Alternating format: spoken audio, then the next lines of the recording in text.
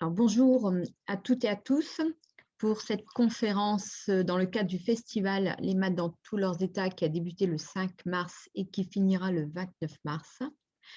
Nous avons la joie de recevoir Sonia Mahmoudi, qui est membre de l'association, qui est ingénieure des mines et qui fait son doctorat au Japon autour de la géométrie et de la topologie. Elle va nous présenter la conférence La géométrie dans nos vêtements. C'est à toi, Sonia. Merci beaucoup, Auria. Bonjour à toutes et à tous. Donc, bienvenue pour cette conférence, en effet, sur les thèmes, sur les connexions qu'on peut avoir entre les maths et nos vêtements. Et puis, merci aussi à l'association, comme Auria le disait, dont je fais partie, pour, voilà, encore une fois, cette année, proposer ce bel événement. Pourquoi la géométrie, quel est le lien en fait entre les maths et les vêtements et comment j'en suis arrivée en fait à essayer de créer des connexions entre ces différents thèmes. Donc, l'idée, c'est que je n'ai pas eu tout à fait un parcours très linéaire. Donc, il y a beaucoup de personnes qui ont la chance de découvrir d'une certaine manière leur voie très rapidement. Alors avant, je disais que je n'ai pas eu la chance de découvrir ma voie très rapidement. Aujourd'hui, je dis plutôt j'ai eu la chance de tester plusieurs choses, ce qui m'a permis de faire ces connexions aujourd'hui. Donc c'est vrai que j'ai été assez intéressée par les maths depuis un petit moment, déjà depuis le collège-lycée. Et donc, en fait, je me suis retrouvée à faire un bac avec une option mathématiques. Et c'est vrai qu'à ce moment-là, je ne savais pas trop nécessairement ce que je voulais faire. J'avais beaucoup de centres d'intérêt et j'ai été finalement en classe préparatoire avec les options maths physique. Et comme beaucoup d'élèves qui font ce genre de parcours, je me suis retrouvée en école d'ingénieur, toujours sans trop savoir ce que je voulais faire comme métier. Alors j'avais déjà beaucoup hésité à l'époque à me lancer dans la recherche en maths, mais bon, je n'avais pas nécessairement très confiance en moi, ou je ne voyais pas beaucoup de perspectives. Je n'avais pas de connaissances, enfin du moins peu de connaissances sur le métier en lui-même, et donc j'ai suivi plutôt un parcours d'ingénieur. Et à ce moment-là, j'ai eu la possibilité de choisir l'option innovation, matériaux et éco-conception. Et j'ai commencé à orienter mes stages à l'époque dans tout ce qui est plutôt industrie de la cosmétique et de la mode. Et ça, c'est venu en fait d'un loisir. Parmi mes différents loisirs, j'aime beaucoup créer des vêtements, aussi des accessoires, d'utiliser des technologies comme l'impression 3D, par exemple, aussi pour faire des bijoux et autres. Et voilà, j'ai commencé à créer ces premières connexions entre l'aspect un peu plus technique et scientifique et cette partie un peu plus design à ce moment-là. Et j'avais quand même envie d'en savoir un petit peu plus sur tout ce qui est l'industrie du vêtement et autres. Et à cette période-là, j'étais à Taïwan. Et après avoir fait mon stage d'ingénieur sur un institut de recherche en textile, je me suis inscrite sur place à une université qui proposait un programme, justement, tout ce qui est un peu plus aspect commerce de la mode et du luxe. Et justement, en commençant à voir un peu plus de choses à ce niveau-là, et puis les maths me manquaient quand même beaucoup. Je me suis dit, au lieu d'essayer de me forcer à choisir entre tel métier ou tel métier, je me suis dit, pourquoi pas essayer de créer un projet où je pourrais faire un peu tout ça en même temps. Donc ça a pris du temps, puisque entre la première idée qui est arrivée il y a 6 ans et le fait que je commence mon doctorat seulement il y a un an, donc il y a un peu de temps qui est passé. Mais finalement, bon, après plusieurs petites expériences dans différents milieux, j'ai eu en effet la chance d'arriver au Japon et de faire une thèse de mathématiques, mais en essayant d'avoir un petit côté interdisciplinaire et de faire la connexion avec notamment les matériaux et le design, et en particulier les matériaux textiles de nos vêtements, ce qui explique pourquoi je vous fais cette conférence aujourd'hui. Alors, on va discuter un peu plus voilà, donc des mathématiques, de la géométrie de nos vêtements. Et pour ça, c'est assez important de voir un peu comment sont faits nos vêtements. Alors, je vous donne vraiment juste les quelques étapes clés. C'est beaucoup plus complexe que ça. Mais bon, voilà, si on part d'un t-shirt un peu cintré à la taille, par exemple, on commence par faire très souvent, après avoir eu l'idée, le design, d'avoir fait des petits croquis, une fois qu'on veut vraiment arriver à la partie conception, production, on va utiliser un patron. On va créer un patron très souvent sur du papier, où là, on va commencer à prendre les différentes mesures, dimensions, pour que le vêtement soit bien ajusté à notre taille. Et à partir de ce moment-là, on va déjà forcément utiliser pas mal de maths, ne serait-ce que la symétrie. Vous voyez bien qu'on dessine que la moitié, par exemple, du buste, puisque nos corps sont symétriques. Donc, autant se sauver un petit peu de temps. Ici, à côté, on a la manche. Donc, et puis en bas, on a le bord de la manche. Donc, c'est vrai que voilà, tout ça, c'est déjà assez. Il y a déjà pas mal de maths à cette option-là. Et une fois qu'on a dessiné, donc comme vous le voyez à gauche, ce patron en noir, on peut prendre notre rouleau de tissu, poser à plat sur une table notre patron par-dessus et découper autour. Et enfin, on va coudre toutes les parties ensemble afin de pouvoir justement avoir notre vêtement et de pouvoir le porter.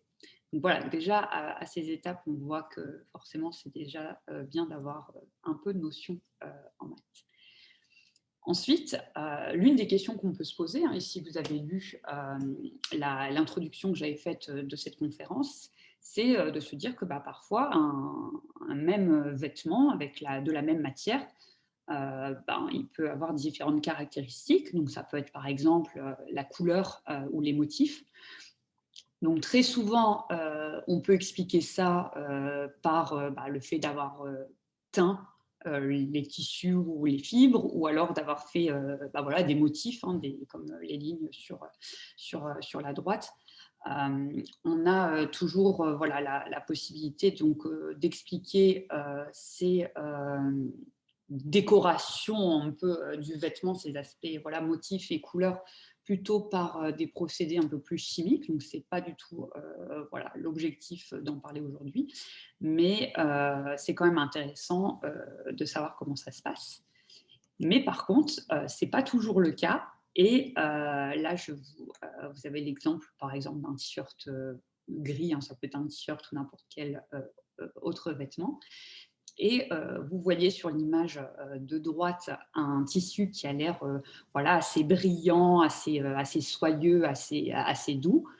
De l'autre côté, on a une image d'un tissu tout aussi, de la même couleur, éventuellement même avec, le but c'est même de se dire de la même matière. Je me suis servi des mêmes fibres pour créer en fait un tissu qui va être beaucoup plus mat. On ne va pas retrouver cet aspect brillant et doux au toucher. Il va être plus mat, il va être plus rigide. Et tout ça, en fait, c'est pas nécessairement donc voilà, la chimie qui peut l'expliquer, comme on l'a vu précédemment avec les différentes couleurs, mais il va falloir sortir la loupe et voir un peu comment sont arrangés les différents fils qui forment le tissu. Et donc là, on parle bien de structure, on va parler un peu plus de géométrie et éventuellement même de topologie, qui sont des outils mathématiques qui nous permettent d'expliquer pourquoi, à partir d'une même matière je vais pouvoir avoir des fois des tissus qui vont être en effet plus doux, plus brillants, qui vont avoir des textures ou des aspects différents, parfois même si on s'intéresse par exemple à des vêtements de sport qui vont être un peu plus respirants ou autres. Donc, avant d'entrer un peu plus dans les détails, hein, je vous ai dit, c'est maintenant au niveau du tissu qu'on va jeter un œil. Et avant d'entrer dans ces détails d'arrangement des fils dans le tissu, il faut justement comprendre dans un premier temps comment sont fabriqués ces tissus. Donc, encore une fois, je vous mets juste 2 étapes clés qui sont importantes pour la discussion d'aujourd'hui. Donc, la première, c'est de créer en fait des bobiles de fil. Donc, on voit l'image ici là, avec cette machine, avec cette grosse roue. Donc, c'est l'étape du filage où on va partir voilà, de la matière un peu plus brute et on va former des bobines de fil. Hein. Donc là, c'est une machine un peu à l'ancienne, hein, mais c'est juste pour voir un peu comment ça fonctionne. Et à cette étape, il y a déjà quelque chose qui va être... il y a 2 éléments clés qui sont importants et qui vont faire expliquer la différence entre 2 vêtements d'une même matière, par exemple. En effet, il y a la matière qui va avoir un impact. Et le deuxième aspect, par contre, une fois qu'on a la même matière, ça va être de créer des fils qui vont être plus ou moins fins, et en effet, et de longueurs différentes. Donc, tout ce qui est longueur et diamètre, hein, donc ces grandeurs de base, vont avoir un impact, hein, et on en reparlera juste après. Et ensuite, une fois qu'on a nos bobines de fil qui sont prêtes, on prépare notre machine à tisser. Donc là encore, vous avez des images de vieilles machines. C'est un procédé qui existe depuis des centaines peut-être d'années, si ce n'est plus, si ce n'est pas des milliers. En revanche, même si aujourd'hui on utilise des machines hyper innovantes qui sont beaucoup plus rapides, l'idée reste exactement la même. On va installer nos bobines de manière à ce que les fils, on a une première rangée de fils qui vont être parallèles les uns aux autres, et ensuite on va avoir un fil qui va arriver de manière perpendiculaire en fait, et qui va venir s'agencer, s'entrelacer en fait, au-dessus, en dessous, ou un peu moins régulièrement au-dessus, sur les fils qui sont parallèles. Donc là, encore une fois, on a parlé de dimension, de longueur, de diamètre de fil, de fils disposés parallèlement ou perpendiculairement les uns aux autres. C'est bien du vocabulaire mathématique qu'on utilise à ce niveau-là. Et maintenant, regardons un peu plus en détail les possibilités qu'on a justement d'agencer nos fils les uns aux autres.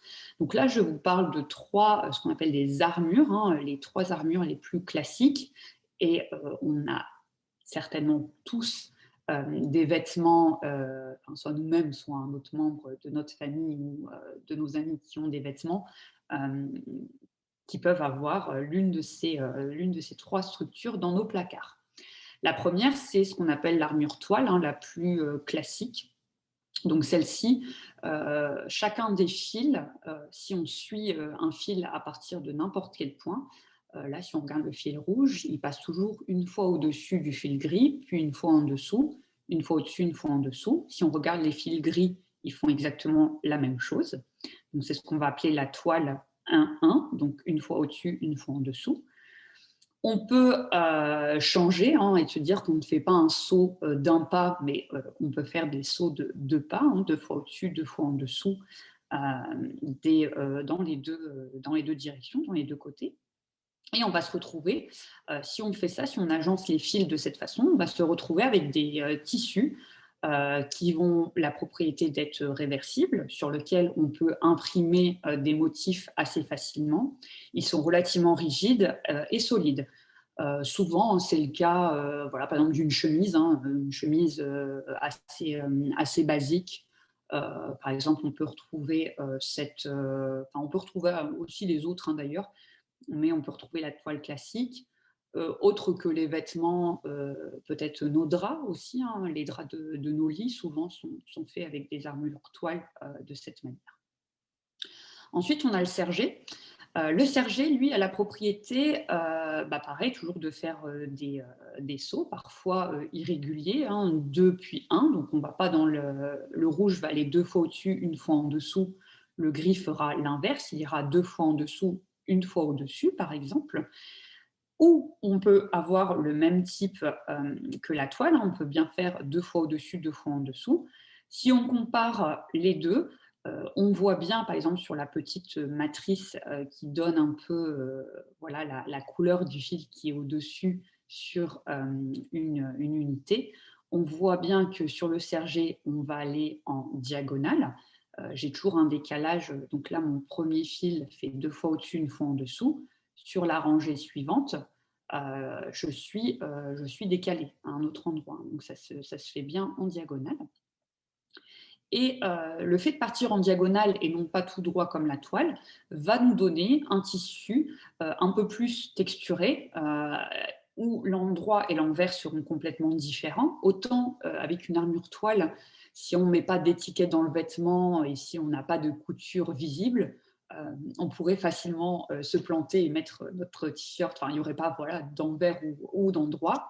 Par contre, une armure en sergé, c'est, voilà, si vous mettez votre t-shirt ou votre jean à l'envers, ça se verra.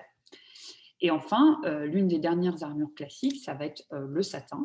Et le satin, ça va être plutôt voilà, ce qu'on va retrouver pour les vêtements un peu plus de soirée ou de déguisement, puisque le satin a la particularité de donner un côté brillant, en fait, voilà, cet aspect brillant dont on parlait tout à l'heure. Donc voilà, qu'est-ce qui faisait la différence entre le tissu gris brillant et le tissu gris qui était moins brillant, c'est que d'un côté, j'avais une armure en satin et de l'autre, j'avais une armure en toile. Donc voilà, ce côté lisse, plus souple, plus brillant. Et ce qui est intéressant avec le satin, c'est qu'on peut le porter des deux côtés, soit du côté brillant, soit on peut volontairement utiliser le côté non brillant, parce que certains préférants trouveront ça plus joli, ou autre. Donc, on va regarder un petit peu, comme je vous disais, on a tous des vêtements qui correspondent à ces structures dans nos placards, hein. Je vais vous parler, par exemple, d'un t-shirt ou d'une chemise assez basique, où là, on va retrouver plutôt une armure toile. Tous nos jeans, oui, je suis presque sûre que tous nos jeans sont une armure sergée, hein, celle qui était au milieu.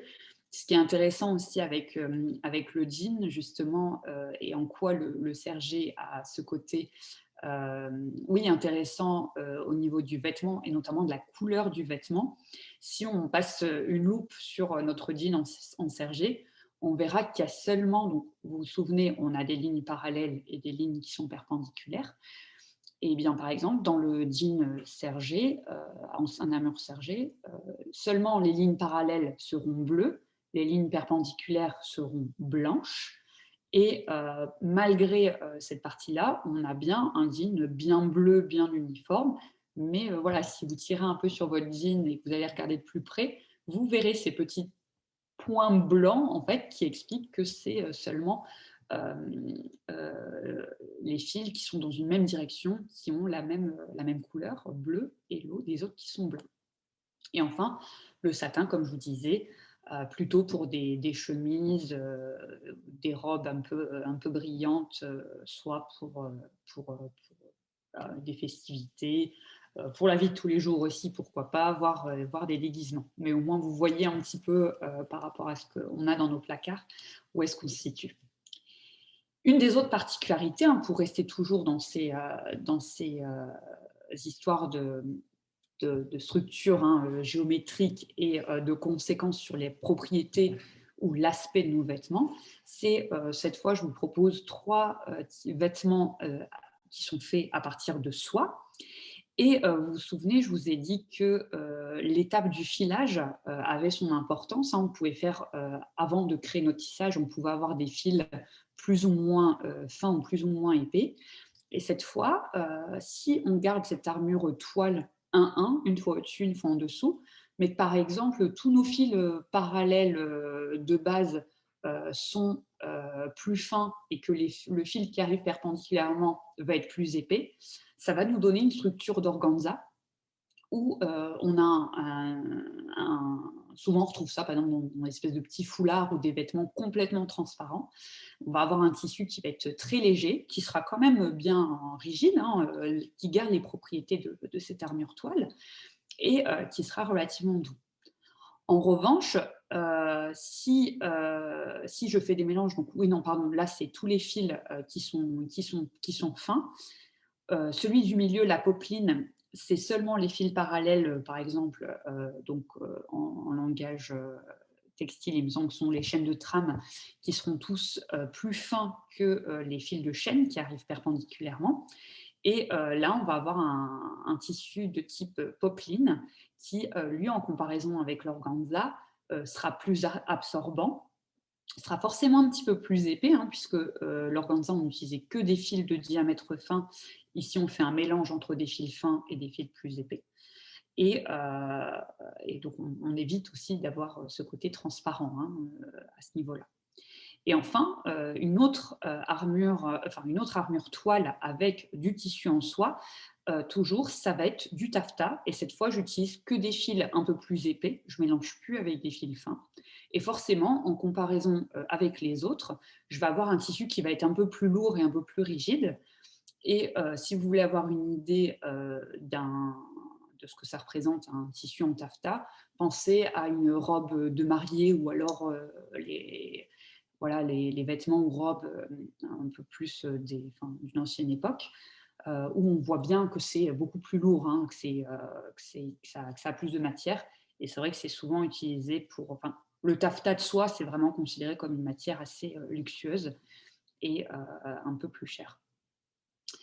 Maintenant, revenons-en un peu plus en détail entre ces connexions entre les tissus et les mathématiques. Donc, je vous rappelle les différents mots-clés dont on a discuté depuis le début de cette conférence. Donc, on a parlé de longueur, de largeur, de diamètre, même d'angle, si vous vous souvenez par exemple du patronage, ou quand on parle aussi du deuxième point, de parallèle et de perpendiculaire au niveau des directions des fils. Ensuite, il y a un truc que je n'ai pas dit, mais qu'on voit si je reprends les images d'un tissu plus soyeux, plus brillant, par exemple de satin, et un tissu toile, comme on le voit sur la droite. Ces tissus, vous voyez bien, hein, là, si on le voit bien sur les deux, ce n'est pas des structures hyper rigides, ce sont des structures qui peuvent se déformer, qui sont parfois élastiques. Et tant mieux, parce que sinon, on ne pourrait pas mettre nos vêtements si c'était complètement rigide.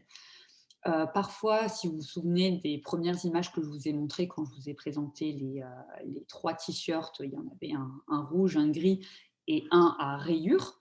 Donc, quand je parle de rayures, par exemple, je parle de motifs, donc des motifs qui peuvent être répétés.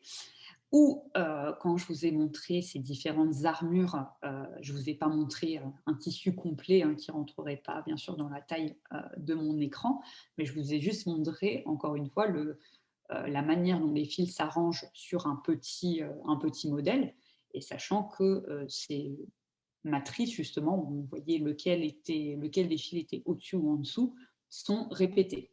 Et enfin, vous vous souvenez, on a aussi parlé de symétrie, aussi bien la symétrie de nos corps qu'on utilise à l'étape du patronage, ou au niveau des tissus, d'avoir des motifs qui vont être plus ou moins symétriques ou pas.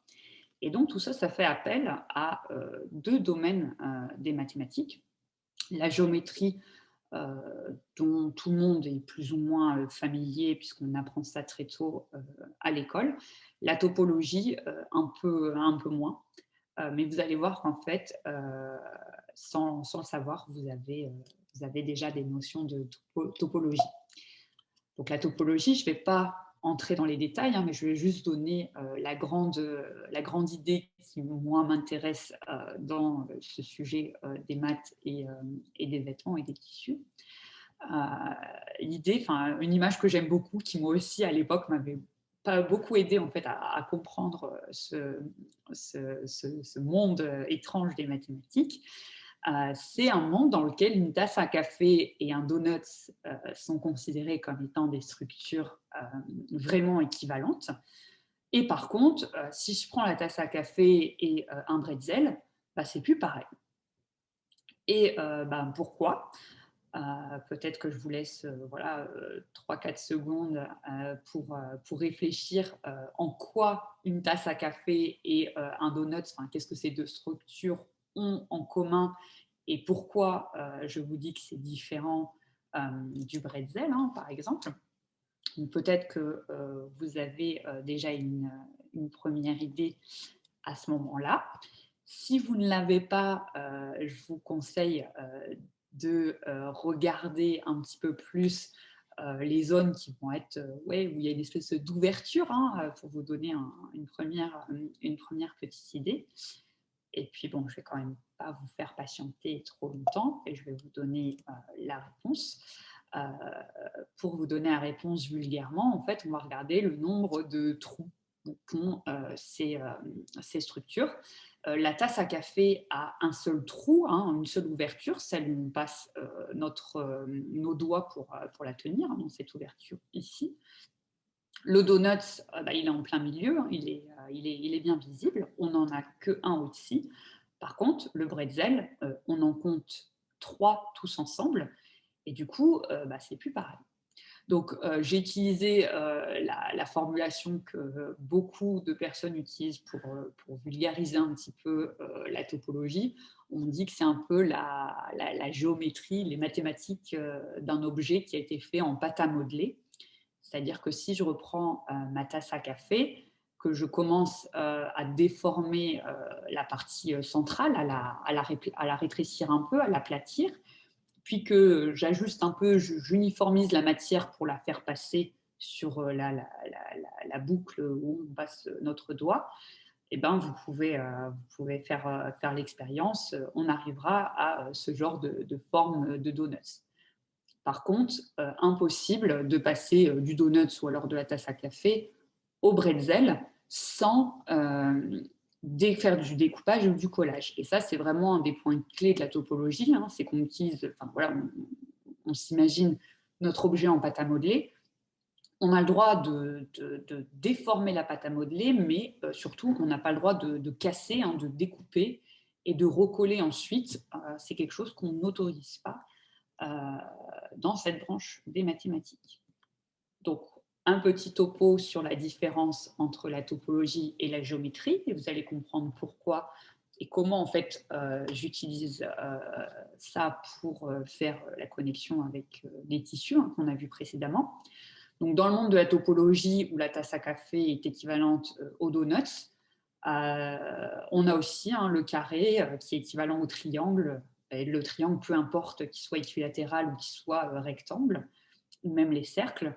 Donc, on nous a appris à l'école, hein, l'importance des règles, des mesures, des distances, qu'un triangle équilatéral, ce n'est pas pareil qu'un triangle rectangle. Hein. On ne peut pas utiliser les mêmes petits théorèmes. Hein. Si je repense par exemple là tout de suite au théorème de Pythagore directement sur le triangle équilatéral, sans le découper en deux pour en faire deux triangles rectangles. Et là, je suis un peu en train de casser tout ce qu'on vous a dit en disant qu'il existe un autre monde dans les mathématiques où on a le droit de dire que ces 4 structures, en fait, sont les mêmes. Et en effet, dans aucun, on n'a pas de trou, en fait, contrairement aux donuts et à la tasse à café. Et si je fais un carré en pâte à modeler, je peux le déformer et en former des triangles ou des cercles. Donc, vraiment, c'est cette partie-là. En topologie, on va s'intéresser aux différentes régions. Hein, qu'est-ce qu'il y a à l'intérieur ou à l'extérieur, quelles sont les zones qui vont être ce qu'on va appeler des ouverts ou des fermés. Et les seules transformations qu'on autorise sont les déformations en évitant tout ce qui est coupage et collage, comme je vous disais tout à l'heure. Donc, ce sont des choses qu'on n'autorise pas en géométrie. En géométrie, les angles, les distances, les proportions, c'est ce qu'il y a d'important. les, les différentes symétries aussi, par exemple, hein, tout ce qui est voilà, rotation, translation, réflexion, on est tous familiers avec ça. Donc tout ça sont plutôt des choses qu'on étudie dans la géométrie. Et pour nos tissus et nos vêtements, ben, en fait, on a besoin des deux. Pourquoi? Bah, vous vous souvenez, hein, je vous ai dit quand je vous ai montré les photos des tissus, bah, c'est que nos tissus, ils sont un peu, enfin, ils se déforment hein, tout simplement. Et heureusement, hein, je le répète encore une fois, si nos vêtements ne se déformaient pas et étaient en matière très rigide, on ne pourrait pas les porter, hein, et ce ne serait pas confortable. Hein, on le sent bien quand on a des choses déjà un peu plus rigides, c'est un peu plus compliqué. Et de la même manière, hein, si encore une fois on zoome sur le tissu, bah, là, rien que là, le fait de voir le tissu enroulé, ça prouve bien qu'on peut le déformer. Mais si on reprend notre loupe et qu'on va revoir encore une fois ce qui se passe au niveau de ces armures, hein, de ces fils qui s'entrelacent au-dessus et en dessous les uns des autres, bah, pareil, même si du côté de la géométrie, hein, comme je vous disais, les fils sont bien placés parallèlement les uns aux autres et on a d'autres fils qui arrivent perpendiculairement s'entrelacer autour d'eux. Une fois que le tissu est fait, bah, même ces fils-là, ils bougent un petit peu, ils ont un peu de mobilité, ils se déforment. Par contre, voilà, on l'a vu dès le début, l'aspect géométrique est important. Et l'autre point, si vous vous souvenez encore une fois au début de notre t-shirt avec des motifs, bah là, on peut avoir des motifs qui se répètent. Hein. Donc, je peux prendre un t-shirt blanc et ensuite imprimer, par exemple, des bandes parallèles, donc ce motif, et avoir un t-shirt avec un motif. J'en profite pour vous faire réfléchir encore un petit peu.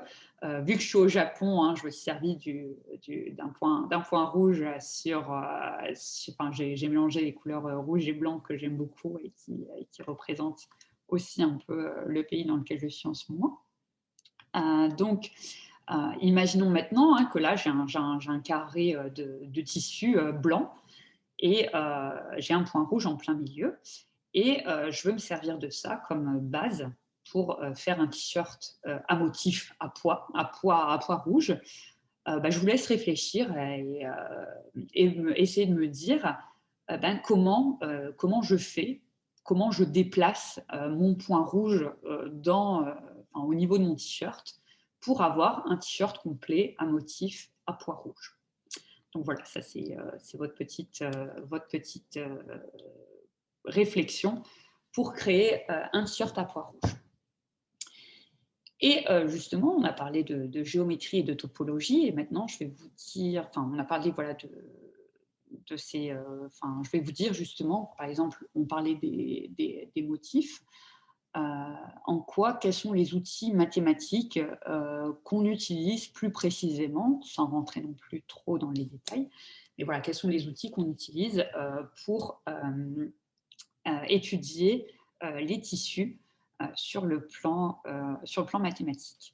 Donc l'un des premiers outils que j'ai utilisé, c'est ce qu'on appelle la théorie des pavages, hein, qui est plutôt de l'ordre de la géométrie, où, bon là, si vous n'êtes pas familier avec le terme de pavage, pensez tout simplement au carrelage. Hein. Vous avez certainement peut-être chez vous du carrelage, que ce soit sur le sol ou éventuellement les murs de la cuisine ou de la salle de bain.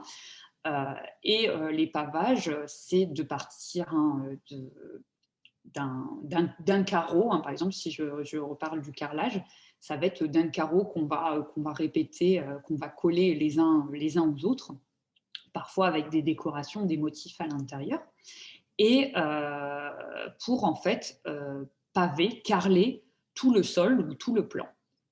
Donc là, je vous ai mis les 3 pavages les plus réguliers. Hein. Ça peut être partir de triangles équilatérales et les coller les uns aux autres, des hexagones ou éventuellement des carrés.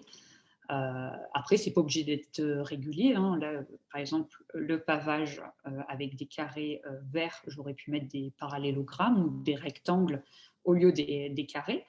Et c'est en ça que la géométrie importe, hein, c'est qu'un pavage avec des carrés ou un pavage avec des parallélogrammes, géométriquement, ce n'est pas la même chose.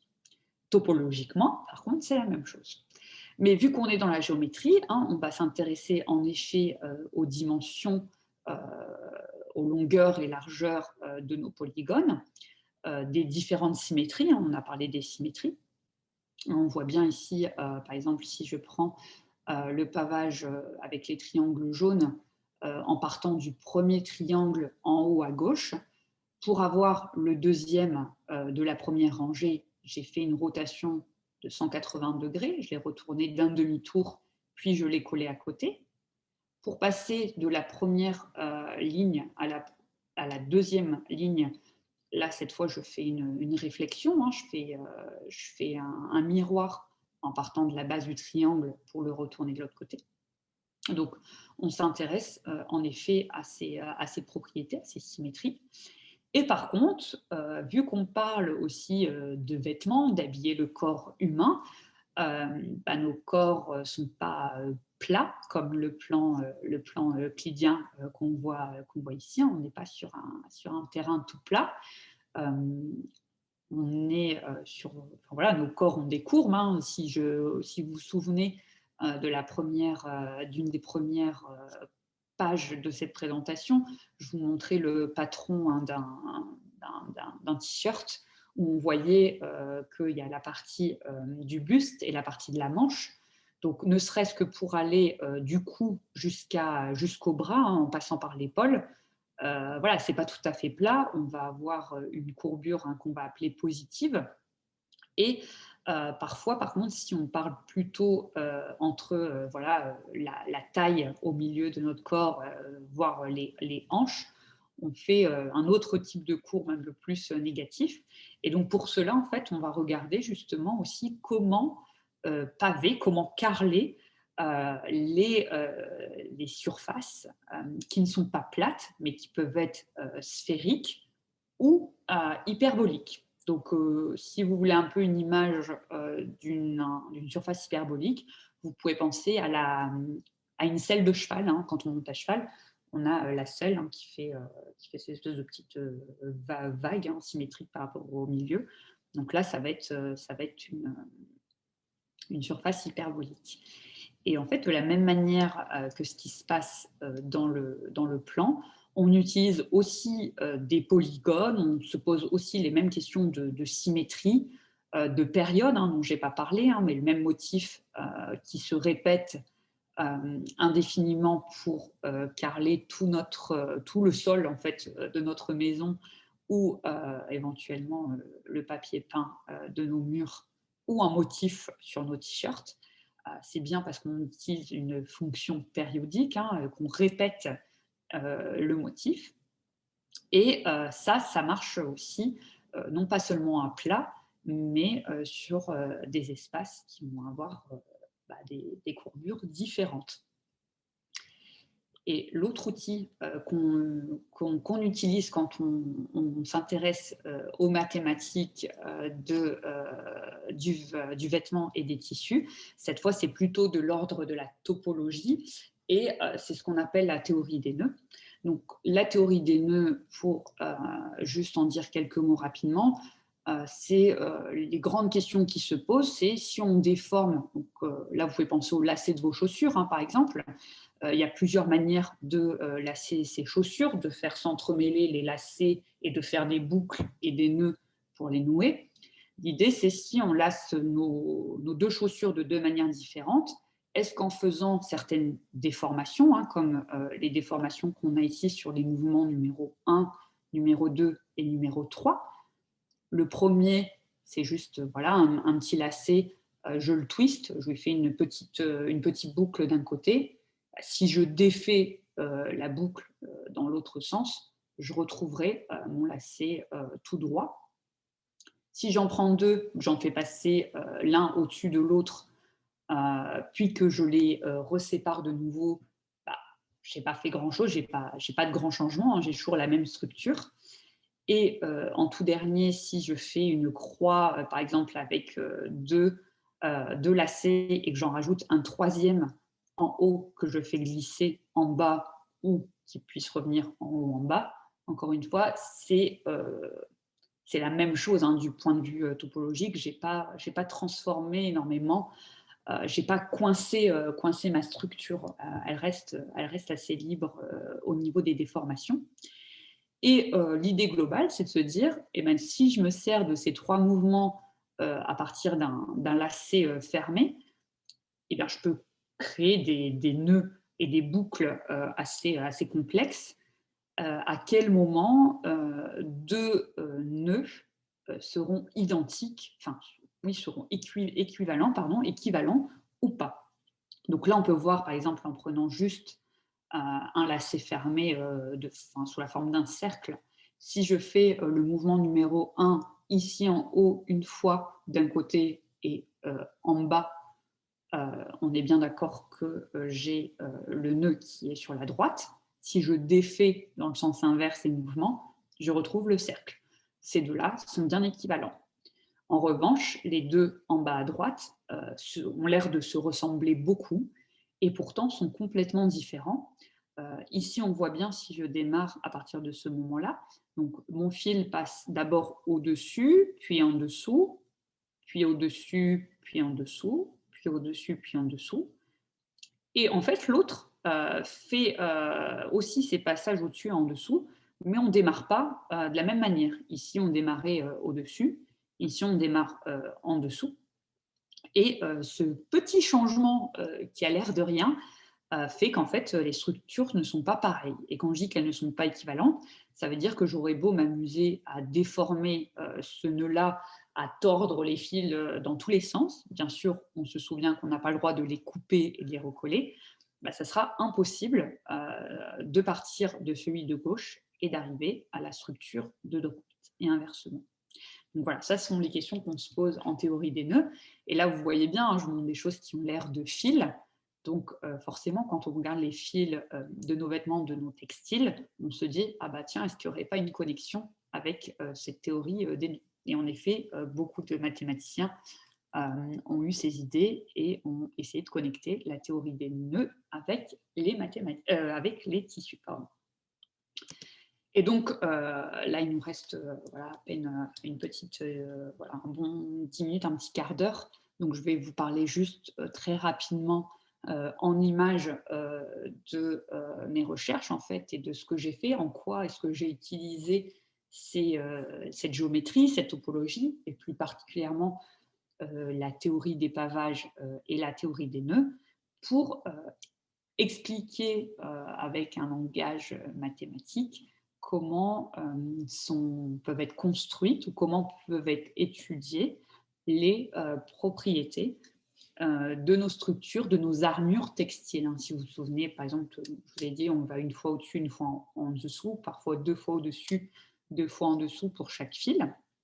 Et donc pour ça, l'une des premières idées qui est arrivée, ça a été de se dire, bah, si on démarrait d'un pavage, hein, j'ai pris certainement le plus simple, hein, juste un pavage à partir de carrés totalement, donc voilà, un pavage très régulier à partir de carrés.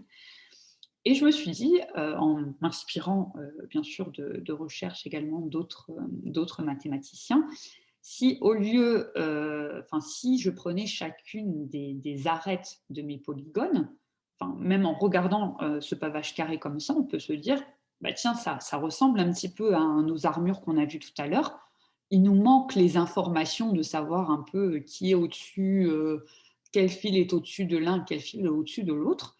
Donc, est-ce qu'on ne pourrait pas se servir de ce pavage et de faire une transformation, hein, de transformer un peu cet objet. Donc, c'est là où on mélange la géométrie et la topologie. On démarre d'un objet géométrique et on va le transformer, on va le déformer en se servant un peu de topologie.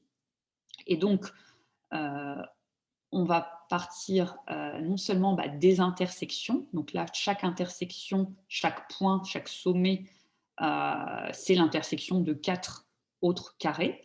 Et là, je vais me dire, à chaque intersection, je vais indiquer, si je transforme ce pavage et que j'imagine que c'est des fils, je vais indiquer lequel est au-dessus, lequel est en dessous. Et après, je peux aussi, juste à partir de ça, faire des,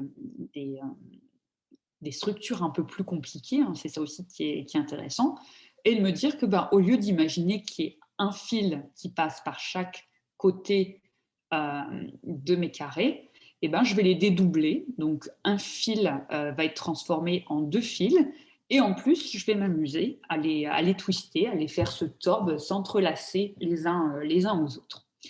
Et donc voilà, et dans ce cas-là où j'utilise, je remplace un côté par 2 fils, au niveau des croisements, j'ai 2 options. Encore une fois, de décider qui va être en dessous ou au-dessus de l'autre. Ou je peux aussi me dire, bah tiens, j'ai pas envie qu'ils se croisent au niveau des sommets, je veux seulement qu'ils se croisent au niveau des côtés. Et donc, je leur fais faire un espèce de petit, voilà, justement un petit quart de tour. Je les fais changer de direction pour qu'ils se croisent à d'autres endroits. Donc, l'idée, c'est bien de se servir, hein, je répète, d'un pavage classique, de transformer les sommets et les arêtes à partir d'une de ces méthodes. Hein. J'ai repris cette photo du premier article que j'ai écrit, et de se dire que bah, je peux partir d'un pavage et grâce à ces transformations, je vais créer une armure de tissu. Donc, je vous montre un peu plus en détail ce que ça donne.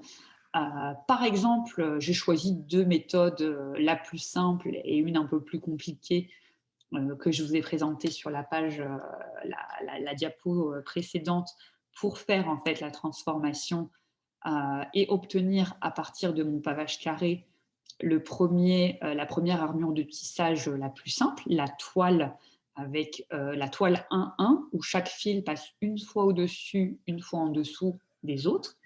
Et à partir en fait de ce même pavage carré, en utilisant une autre méthode dont je vous ai montré le dessin précédemment, hein, que j'ai remis ici euh, à droite, je transforme chaque côté par 2 fils que je fais se croiser une fois. Et chaque fil aussi, au niveau des sommets, passe une fois au-dessus, une fois en dessous des autres. Et là, on a une nouvelle armure de textile. Je ne sais pas si ça a déjà été produit avec les machines, mais en tout cas, j'aimerais beaucoup voir ce que donnerait un tissu, par exemple en soie ou en coton, comme on disait tout à l'heure, en arrangeant les fils de cette manière, et de comparer, par exemple, les deux. Est-ce qu'il y en a un qui sera plus brillant, plus doux ou pas que l'autre? Donc, c'est aussi un peu l'une des idées et des motivations qu'il y a derrière cet aspect de recherche. Et vous vous souvenez peut-être aussi, quand je vous ai montré la petite diapositive sur la théorie des pavages, je vous ai dit qu'on n'est pas obligé de se limiter au pavage du plan euclidien, hein, de la table, hein, de la structure plate, mais on peut aussi s'amuser à paver des surfaces courbées. Et si je prends l'exemple de la surface hyperbolique, hein, de la selle de cheval, si vous voulez avoir une image un peu plus visuelle, et ben de cette même manière, j'applique les mêmes types de transformations.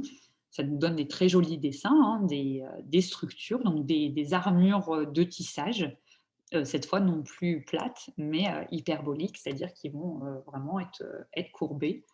Et là aussi, j'aimerais bien, je n'ai pas encore essayé, mais j'aimerais beaucoup voir ce que ça donne vraiment sur un tissu. Hein. Donc là, c'est l'une des prochains challenges, hein, un peu de voir moi-même, de prendre quelques fils, de m'amuser à les tisser en reproduisant ces modèles-là.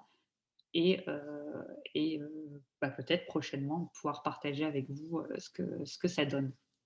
Mais voilà, ce qui est pas mal, c'est que non seulement du point de vue purement mathématique, c'est assez sympa, c'est assez fun d'étudier ce genre de structure.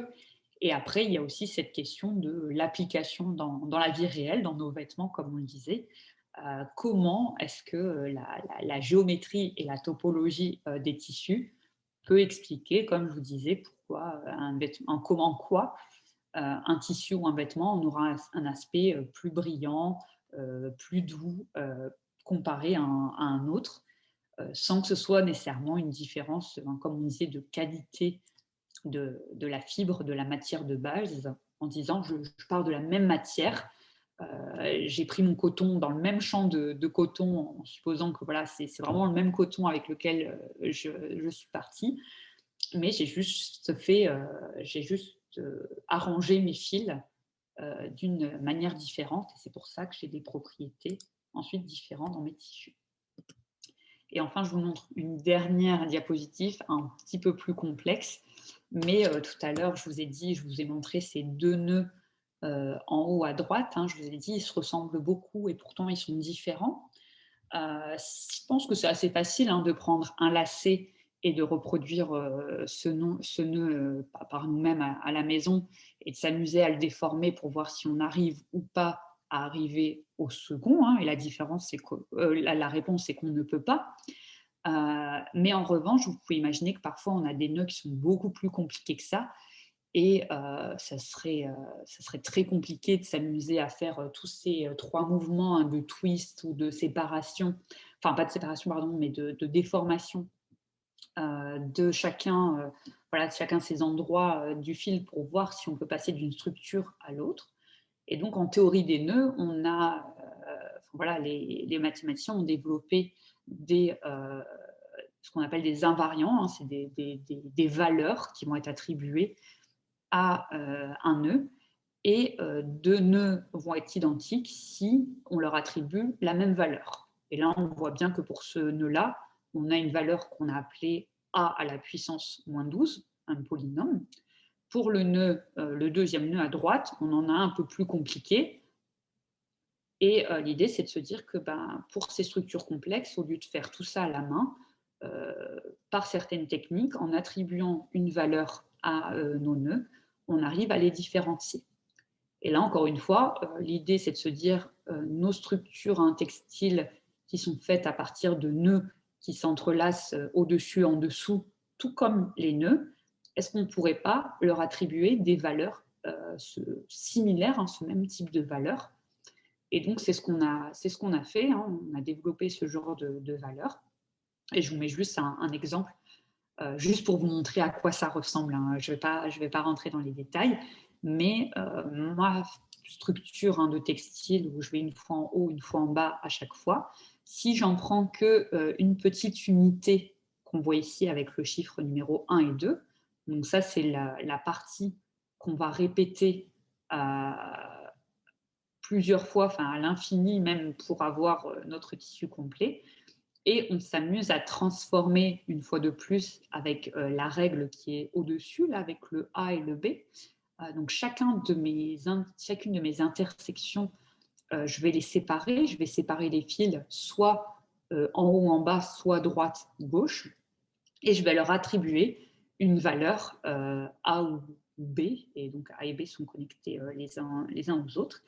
Et à la fin, j'arrive à une valeur, une espèce de polynôme, qui me permettra de me dire si je fais ce même exercice avec d'autres structures qui parfois pourront avoir l'air similaires ou différentes, de faire une comparaison. Ah bah tiens, est-ce que j'ai la même valeur au final et donc est-ce que c'est le même tissu mais juste qui a été un peu dessiné, on va dire, différemment, ou est-ce que ah bah non, c'est bien 2 structures différentes et elles ne sont pas, voilà, elles peuvent pas être classées dans la même catégorie. Donc voilà, on arrive à la fin. Donc je vous remercie pour votre attention. J'espère que ça vous a plu, que vous avez appris des choses et que vous allez pouvoir faire des connexions un peu plus voilà, avec vos vêtements en rentrant chez vous, fouiller un peu dans vos placards, essayer de voir si vous avez des tissus enfin des tissures un peu brillants, satinés, parfois de la même matière, mais qui vont avoir des aspects visuels ou au toucher différents. Et voilà, j'espère en tout cas vous avoir donné des éléments de réponse pour vous expliquer pourquoi et en quoi c'était un peu, comment on pouvait expliquer ces différences. Donc voilà, merci beaucoup. Et puis si vous avez des questions, je suis là, n'hésitez pas.